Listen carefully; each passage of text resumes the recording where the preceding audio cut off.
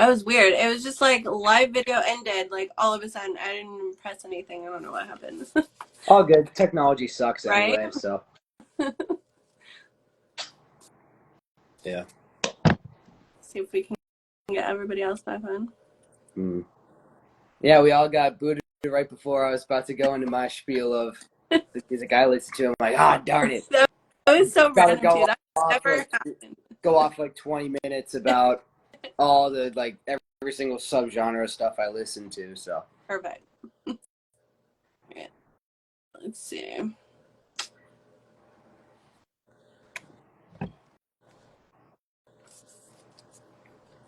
Now we're gonna have technical difficulties. I shouldn't open my mouth.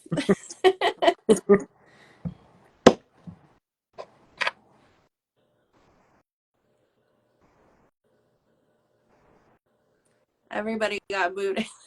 yeah, it was. All right, sorry Oh, guys.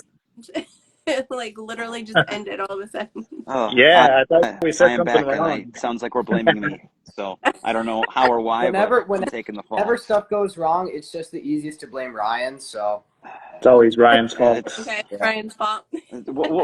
just gonna go with it. I mean, oops. All right, round two. All right. I think where we're at is I grew up on like classical music and whatnot, and then I got really big into kind of the butt rock, dad rock, the Breaking Benjamin, 3 Days Grace, Shine Down. Is it okay to say Nickelback? I wasn't like huge on Nickelback, but Nickelback. I mean, everybody loves Nickelback. I don't, but everybody else apparently does. There was a time and place for them in my heart. We'll put it that way. And then I got into some other stuff that I got a little bit older, more, I won't say too terribly heavy. There's a few heavier bands, if you know, like Trivium, Whitechapel, kind of a few others. But Seven Dust I'm really big on too. I guess they were a little more in like kind of the new metal butt rock era too. But yeah. Cool. Yeah, I grew up on classic rock and whatnot, and then sixth grade is when I really got into Avenged Sevenfold, and that was my gateway band. And then every year after that, I was just getting heavier and heavier to the point where I was only listening to like After the Burial, Chelsea Grin, Infinite Annihilator, like anything with a 9 string. And Anything that then makes I your got ears bleed.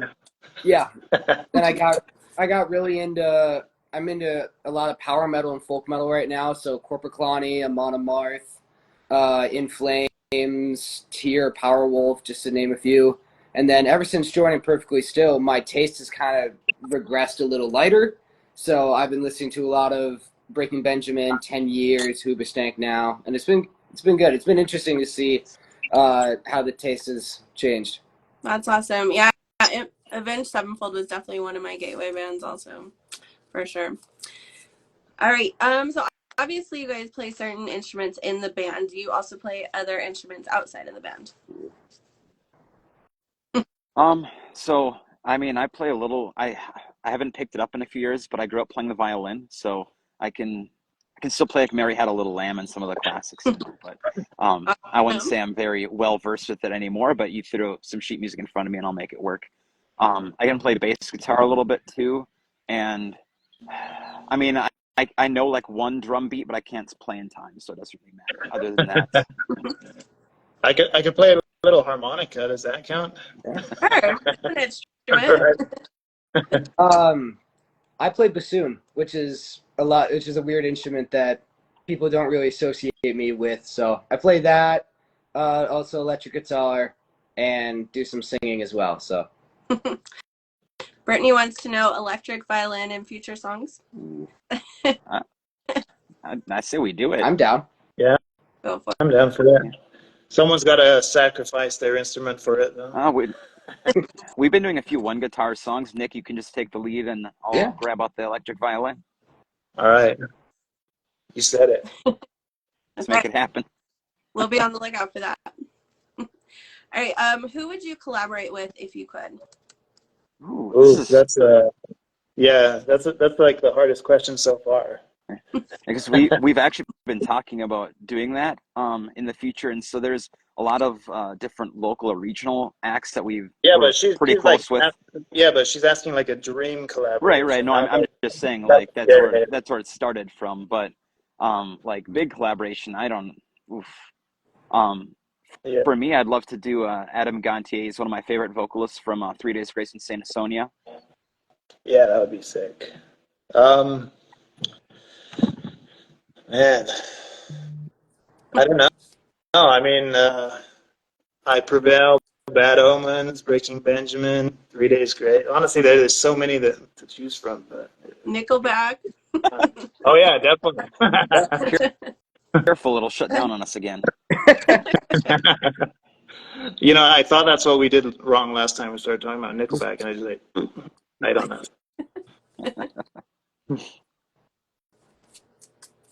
Jake? And what about you? A lot of the same for me. I think it'd be really fun to work with Corey Taylor. That'd be cool. That would be awesome. Yeah. Not What a did you guarantee. guys? Oh, sorry. I was going to say we do have a connection to kind of one of our photographers that we work with is now he used to be one of the radio stations in town, and now he's Corey Taylor's personal like videographer, photographer for all of his projects, and just moved him out to Vegas. And now he works with them 24/7 practically. That's awesome. Hit him up. Yeah. When you guys are making new music, what is your creative process like?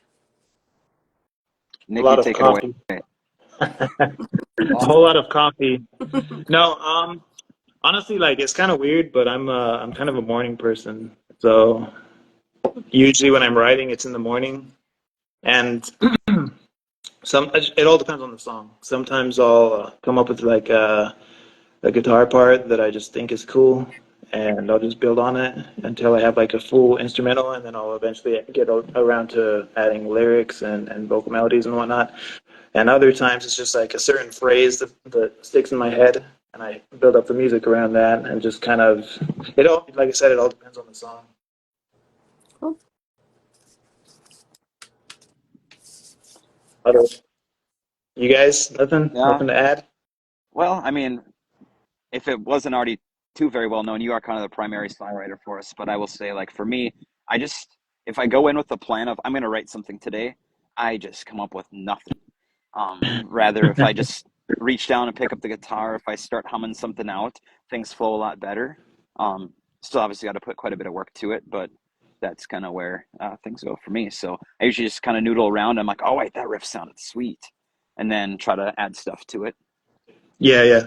Well, I mean, sometimes, like for me, other times it'll just be like an idea, like a concept. It's not necessarily anything music related. It's just like a concept that I want to write a song about, and I just kind of puzzle it together until something works.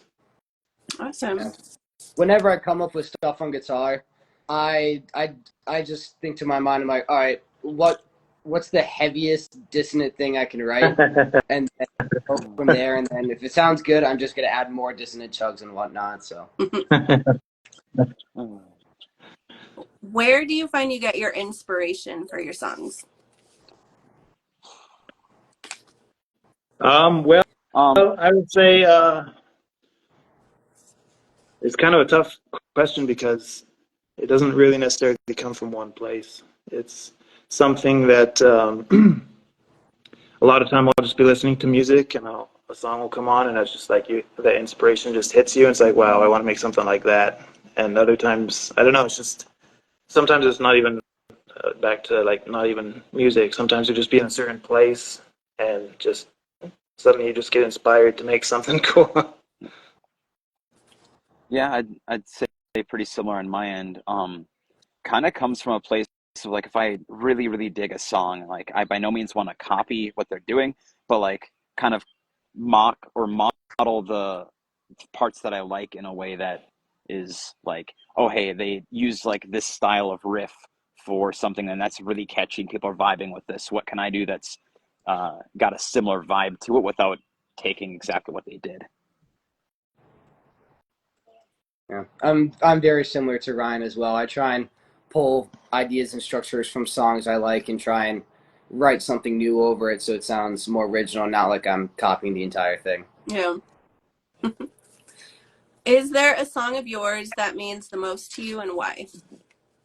Ooh. Hmm. Man, there's definitely a few songs that mean a lot to me, just because they came from like a place deep inside that you don't really talk about generally. It's just something that you can express through music, and not something that you generally open up about. So, well, I mean, yeah, like our very first song that we came out with is "Never Coming Back." It just kind of reflects on some of the stuff that I went through growing up.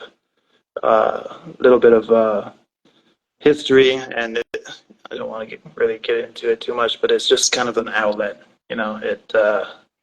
It's something that you don't necessarily talk to other people about, but you can express creatively, I guess. Yeah, that's what I love about music. Like for you as artists, it's, an outlet to get all of that emotion out. And then for our listeners, we can usually relate to whatever is going on with songs and brings everybody together. Yeah, yeah. Right? I suppose for me, go ahead. Oh, I'm No, sorry. Go ahead. go ahead. No. Okay. Go. All right. I was gonna say, Brian, you're I full on think my Midwesterner. it's the never-ending conversation. I think. No, I'm kidding.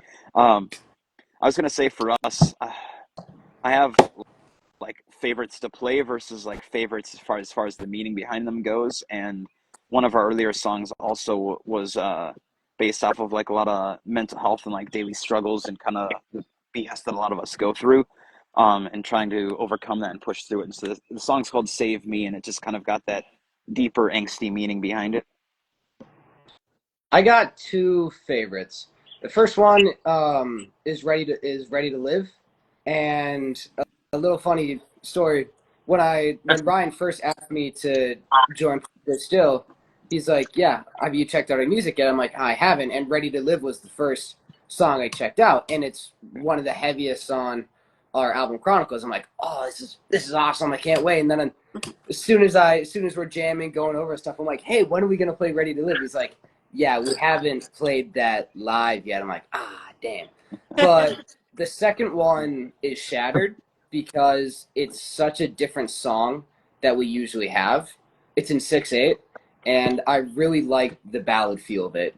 Especially for bass, it's a song that I can really take a step back, sit in the pocket, and kind of just enjoy everything that's going on. Awesome. And you had mentioned you have a different favorite song to play. What is that? Oh, for me, I would say it's our song "House of Rust."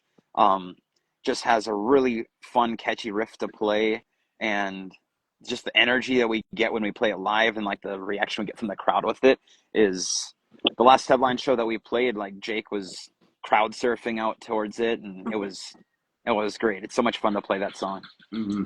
I'd say for Love that. me, probably Up in Flames. I always have fun playing that one, even though I used to play the guitar on it, but recently I've stopped and just let them handle it and just focus on the vocals, and it's a lot of fun. It's got a fun little hook. Dark Before Dawn is another really fun one to play. Yeah. Because that one's super intense, and then the breakdown is super heavy. It's so good. Awesome. What is the funniest or craziest thing that's ever happened at a show?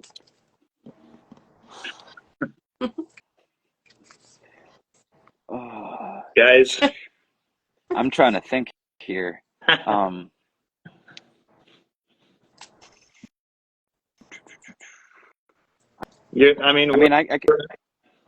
we haven't played a whole ton of shows for anything like truly wild or crazy to happen. I think they generally go pretty well. That's good. I mean, there's a few like smaller things. Yeah, I mean, there's always smaller things. I guess for like a few embarrassing times down in Rockford, we had so many technical difficulties on that show that we're kind of afraid to show our faces now down that way. Oh no. So basically, on our way down, our bassist quit on our way down. Like he just we literally were on our way down to the show, and he's like, "No, I'm not gonna go." Wow. And then so he just dropped it. So we were out of bassist. That's crazy. We got there. the sound guy, I don't know if he was just having a bad night or what, but he was not happy with us that day. We'll just put it that way.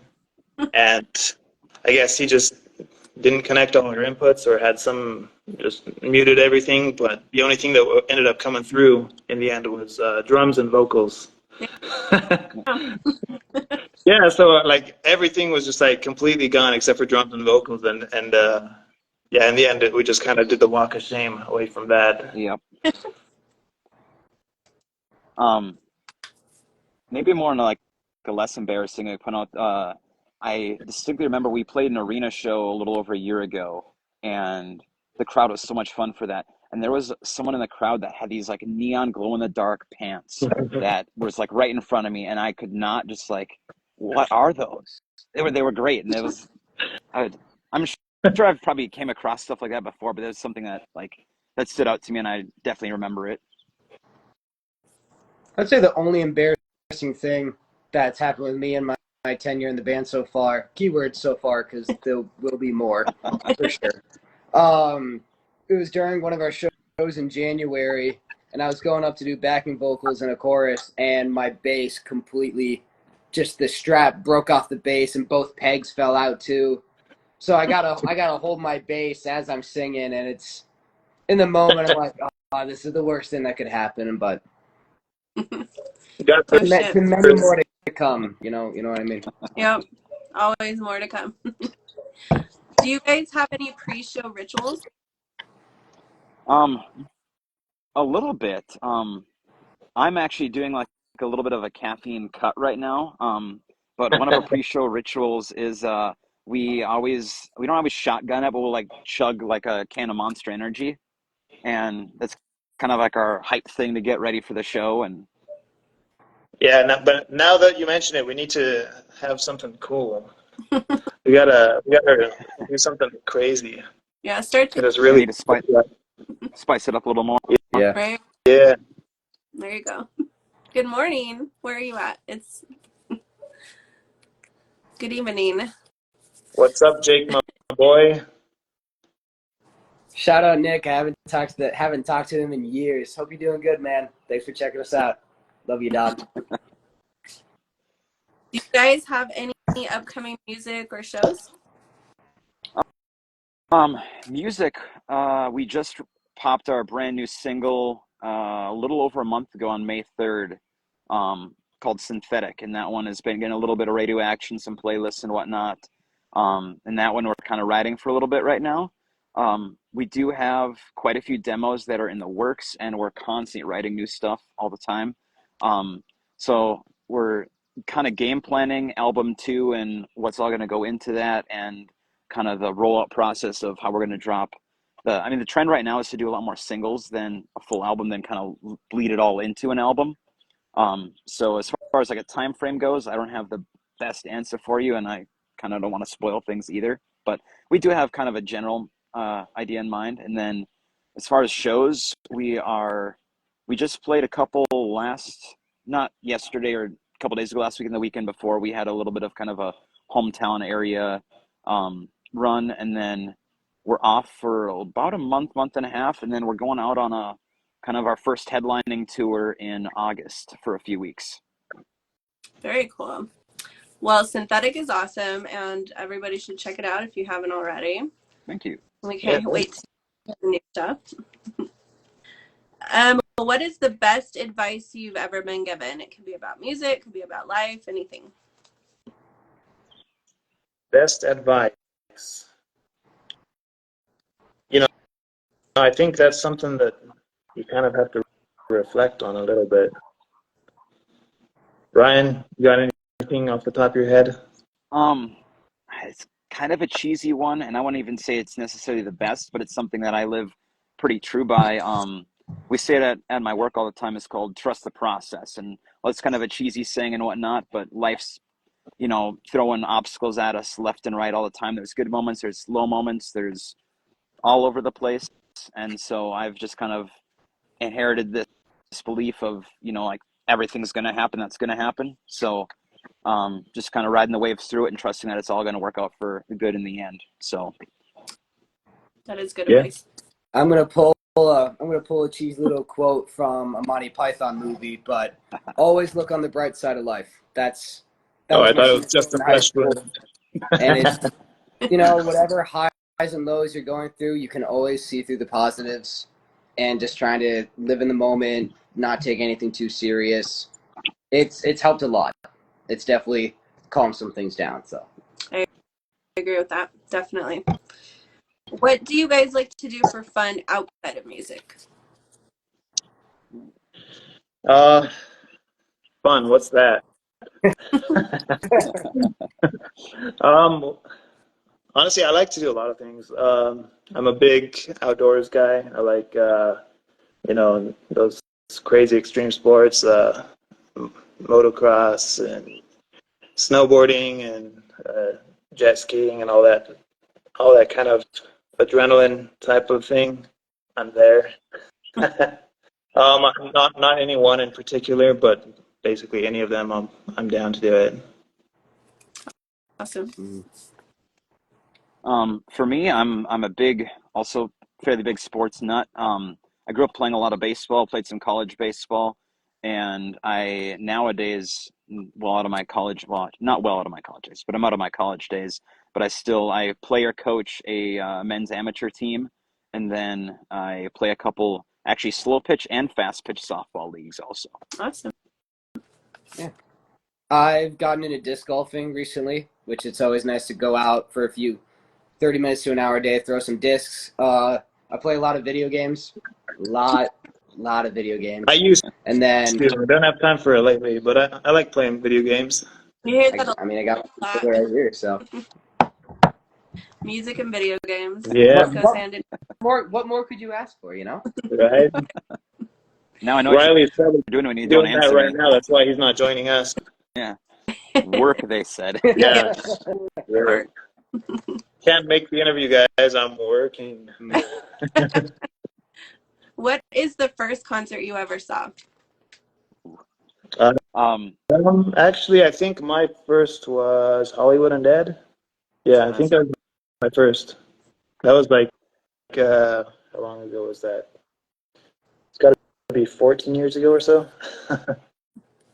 Mine's around, I want to say 12, 13 years ago. I saw Five Finger Death Punch for the first time. My first concert was Elton John. That's Oh, nice. Didn't see that one coming. How old were you? I was 10. Nice. My Hey, first I've seen concert him. was He put on a good show. What's that? That's not a great show. NSYNC. Oh, NSYNC? Yeah. Nice. Nice. Yep. Back in the 90s. Good. What are your favorite type of movies? Horror or suspense? Yes. I'm kind of an action thriller guy. I also kind of like sometimes like the history movies that have that in there too. Have you ever seen The Patriot? I'm a big The Patriot fan. Yeah. It's a great movie. Comedies. I love comedies too. Can't go wrong with a good laugh here and there. True. Yeah. A lot of comedies. Like I can watch any Adam Sandler movie, and even though I've watched like Happy Gilmore a million times, it's still funny every single time. That The Northman, that's another one of my favorite movies, and the Saw series is so good. You're like Yep. a huge Viking guy. Have you ever watched the Viking show? Yeah. Like so many times. Yeah, I'm not surprised. How about The Last Kingdom? That one's so good. I watched that one too. I've watched the Vikings, Last Kingdom. I've seen the movie that is with it. It's honestly starting to become an addiction at this point. Like a few years, like not even a few years ago, 2 years ago, I had a lot longer hair and I had a Viking braid and whatnot, and What? I'm growing my Why did I'm you growing not my see hair this? out to do it again. Do it again. Do it again. Yeah, do it again. Yeah. That's awesome. And then you gotta get like one of those hammer bases, the ones that look like a Thor hammer. Yeah. Yeah. Ryan and I have been talking about some ideas what we can do with our next guitar, maybe doing some pyrography, some wood burning designs. Might have to throw some Nordic knotwork in there. So Oh yeah. Big fan of the Celtic stuff too. That kind of ties in with that. So Yeah, very cool. Does pineapple go on pizza? No. no. no, No. no. Thank you. That Get out of was here with that. so our original bass player. He was an advocate for that, and while he did on his own terms walk away, we threatened him that if we ever saw him eating that on a band outing or a show, that he was done. So Yeah, we take it seriously. It's a serious offense. I can hang with you guys. I don't know how many bands we've interviewed, and they're like, "Yes, pineapple on pizza." And then one of our girls for Bangover Cult, she's not here tonight, but she's in Canada, and she loves pineapple on pizza. I'm like, I can't do it. Can't. All right, if you could have any superpower, what would it be? Teleportation. There you go. time travel. Nah. I'd have to say teleportation too. Yeah, there's like that's just the most convenient one because Mhm. like real world application, like what are you gonna like? That's the most convenient one by far. Either that or like what's the like when you clone yourself? What's the name of that one?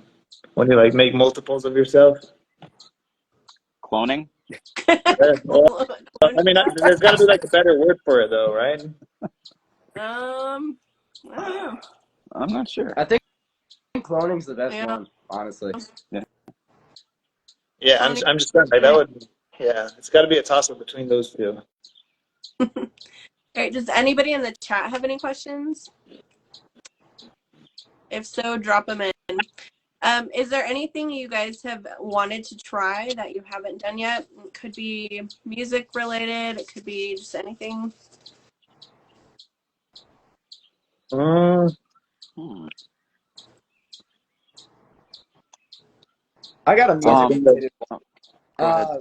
I don't know if you're familiar with Fit for a King, but their bass player, how he does those Oh like my fade gosh, with his that's bass. amazing. yeah, that's good. I want to try that so badly, but I don't have strap locks on my bass. I'm too scared that I'm gonna do it on stage one time and it's gonna fly and it's gonna clobber Nick or Ryan or Riley. Oh yeah, that's very possible Or considering like someone in the a lot of the crowd. stages.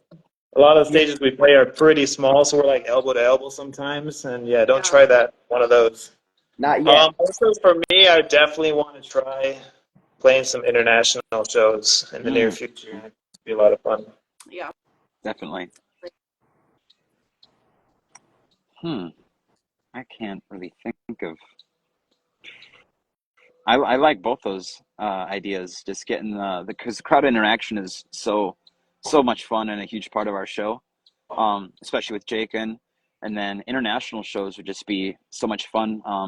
Nick has some good ties outside of the states, and even just going to like Canada too would just be a blast, I think. Yeah, I mean it's not as exciting considering it's like 50 miles north of us. Up here and there, Minnesota, North Dakota, don't you know? We gotta Minnesota. play shows. We gotta play shows in Canada before we can get over to Europe. So That's Okay. Well, I'll let probably JoJo true. know. I'll let JoJo know if hook you guys up with somewhere in Canada. Let's do it.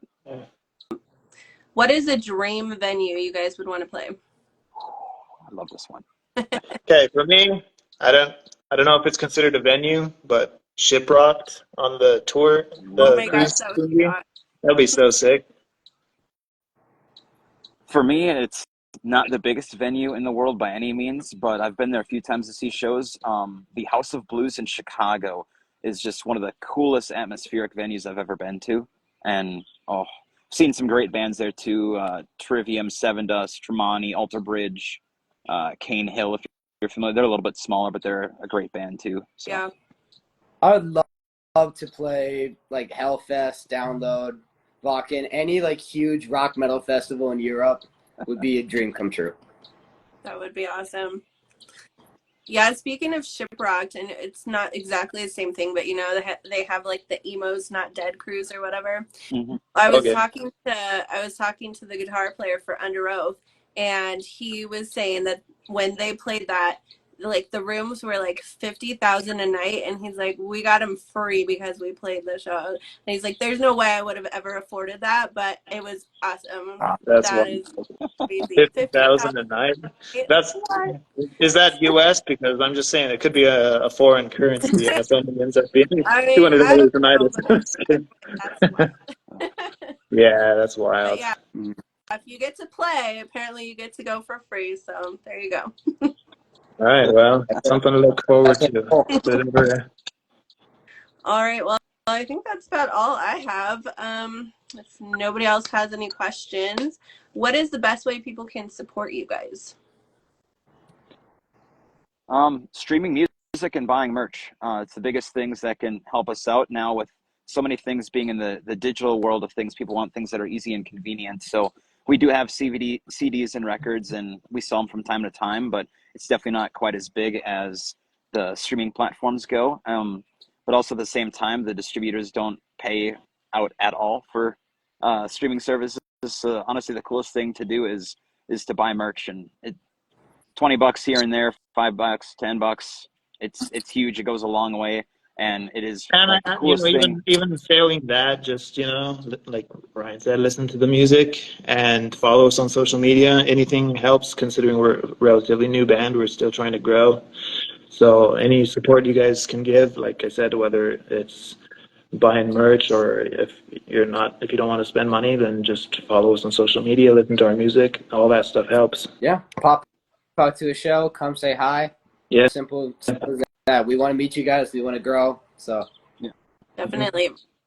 All right. Do you guys sell merch online, or is it just at shows and stuff? Both. So we have a online website that actually has quite a few more options than what we carry to shows, just because there's not always the largest space to set up like a whole store. But our online store we have through our website, which I believe is perfectlystillband.com. No, just .net.com. perfectlystill.band.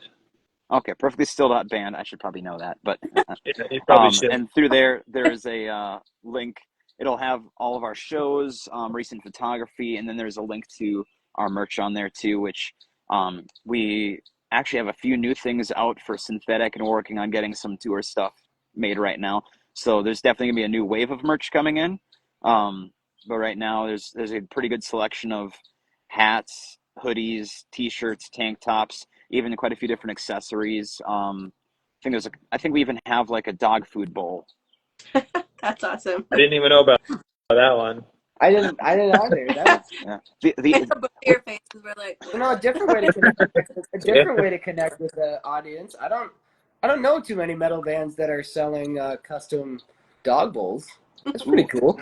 there you go. I do have a cool one. We are for our tour. I have a friend who does a lot of woodwork and wood burning, and he makes custom coasters. And so we are going to make some like tour exclusive coasters with our logo and some stuff on it to kind of highlight the tour. We're gonna try to get those on the website, but they'll probably be mostly like tour exclusive.